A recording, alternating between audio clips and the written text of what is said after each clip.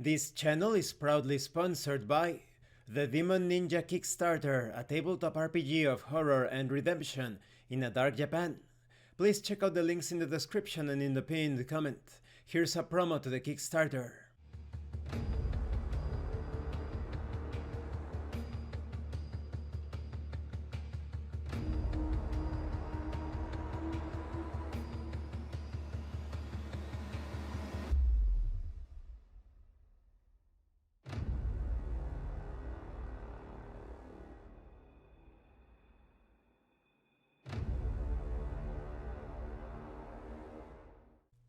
And the Red Room Publishing.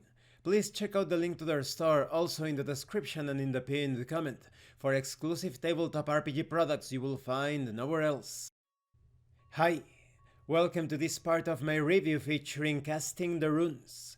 If you haven't seen the other parts of my review, featuring this tabletop RPG of occult investigations in the world of MR games, please check out the playlist in the description below.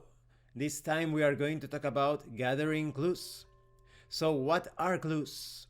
Clues are the important links and leads necessary to progress and investigation. The most important ones being core clues, that move the narrative from scene to scene during the investigation. Gathering clues is simple. All you have to do is get yourself into a scene where relevant information can be gathered, have the right investigative ability to discover the clue, and tell the game master that you are using it. As long as you do these three things, you will never fail to gain a piece of necessary information. And here the author gives you great examples. Listen to this one. I use cryptography to try to decipher the inscription on the stained glass. Pure roleplay. Some clues would be obvious to a trained or observant investigator immediately upon entering a scene. These passive clues are provided by the Game Master without prompting. The Game Master may also switch active clues to passive and vice versa, depending on how the investigation is progressing. When it comes to core clues, a core clue in any scene or at any stage of the investigation is the clue you absolutely need to move to the next scene. This of course can be discovered by interacting with the scene. When it comes to investigative abilities and special benefits concerning clues, you can gain special additional benefits by spending pool points from the relevant investigative ability pool when uncovering certain clues or at other times.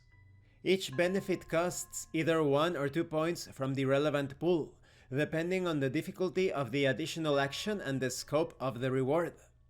It's important to note that investigative ability point spends can also affect tests and contests involving general abilities. Let's talk about a test or contest involving pool points. A 1 point spent in a relevant investigative ability can yield up to 3 pool points for use by any investigator involved in a test or contest appropriate for that situation. An investigative ability pool point spent can affect the difficulty of any challenge faced by a party, lowering the difficulty for players or increasing it for opponents. An investigative ability pool point spend can secure the advantage of surprise in a confrontation, and it can even reduce the pool points available to adversaries in a confrontation. An investigative ability pool point spend can refresh the pool points available to a party outside the usual refreshment parameters.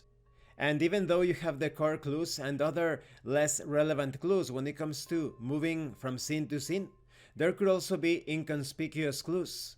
Investigators may instinctively notice something without actively looking for it. And this concludes this part of the review. In the next part we are going to talk about spend for success and general abilities. I really like the examples in this section of the book, specifically the roleplay that, even though this system has to do with resource management, to put it in a way, everything flows seamlessly during play. The fiction is preserved, and the immersion is achieved. Thank you for watching this part of the review. Don't forget to leave a like, a comment, and subscribe. And thank you so much to those of you that are going the extra mile to support the channel. If anyone else wishes to further support the channel, the information on how to do that will be in the description below. This has been Abraham El Jaguar, a professional game master. If you want me to run a game for you, please check out the pinned comment below.